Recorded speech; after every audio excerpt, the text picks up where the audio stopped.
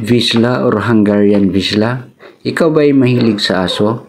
Kung isa ka sa mahilig mag-alaga ng aso, malamang kilala mo kung anong lahi ng aso ang tampok natin ngayon.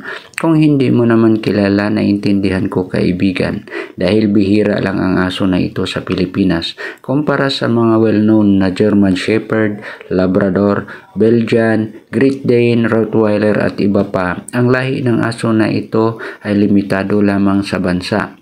At sa pagkakaalam ko, sa isang pamilya lamang sa bansa ang nagpapalahi ng breed na ito. Hindi ko nabanggitin ang angkan na ito. Ang breed na itatampo ko sa video na ito ay ang Vizsla or Hungarian Vizsla. Ang Vizsla ay originated from Hungary country at kilala ito sa skills niya bilang pointer and retriever dog, aka hunting dog. May manipis na balahibo na kahalintulad ng kabayo.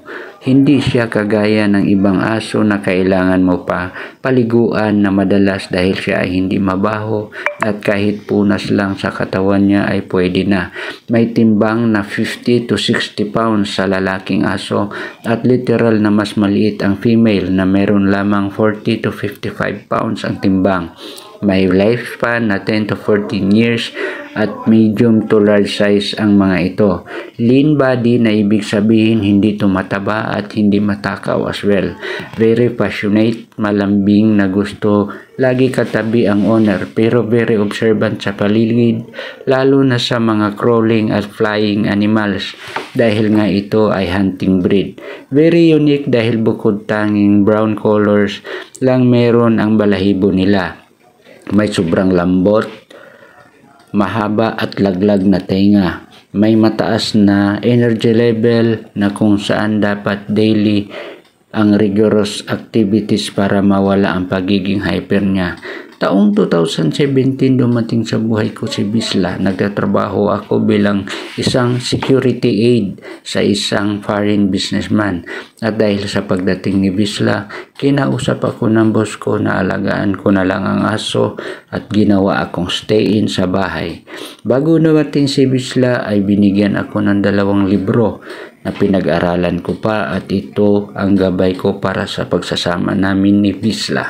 Pero ganun pa man ay kinuha pa rin siya ng expert trainer para matutukan na kalaunan ay ako na rin ang nagtuloy sa kanyang mga trainings. At hindi nagtagal ay si Vizsla na rin ang nagpabago sa physical strength ko dahil dili ko siya dinala outdoor para jogging ay tumaas na rin ang energy level ko. Taong 2017 to 2018 sumali ako sa mga marathon at isinabay na rin ang cycling at hanggang sa kasalukuyan ay ito ang libangan ko. Naging jogging body kami at daily tumatakbo. After a couple of years, may mga changes. Temporarily, bumalik ako sa company ng boss ko at kinuha naman si Vizsla ng ibang handler. Kung ikaw naman ang dog lover na limited lang ang oras para sa aso mo, hindi mo deserve na magkaroon ng Vizsla as your pet. Magkakaroon lamang siya ng boredom kapag hindi mo maibigay ang needs niya. Ngayon, kilala mo na si Vizsla, kaibigan?